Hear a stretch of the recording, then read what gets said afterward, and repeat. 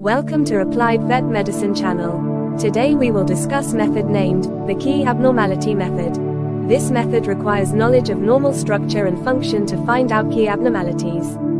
This method involves 5 steps which are discussed one by one. We are discussing the topic how to make diagnosis of animal for treatment of disease. Step 1 involves determining the functional abnormality in animals suffering from particular disease. Animal patients can have many diseases at a time. Clinicians should observe carefully the clinical signs of animals and should explain the animal illness with these clinical signs. At this point, preclinical study of physiology merges with clinical study of medicine. Step 2 involves determining the system or body as a whole or organ affected. We should try to correlate the clinical signs with the organ or organ system which can cause those clinical signs. For example, hypoxia can be caused by respiratory or circulatory system failure.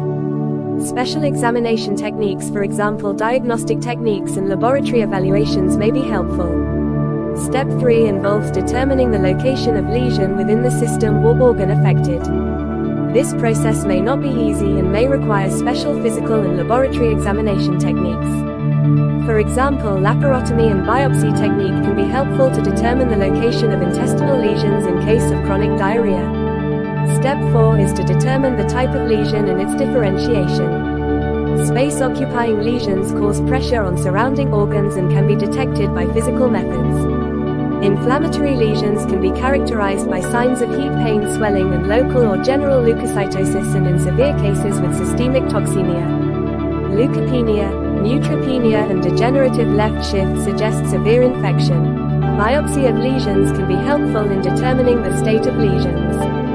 And finally, step 4 is to determine the specific cause of lesion. Sometimes it is not easy to determine the cause of disease, and it requires use of different parameters at a time, for example careful history taking, examination of environment, detailed knowledge of specific disease entities, clinical characteristics of each disease, laboratory methods.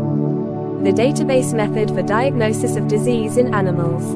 This animal database is prepared on the basis of complete clinical and clinicopathologic examination of animals.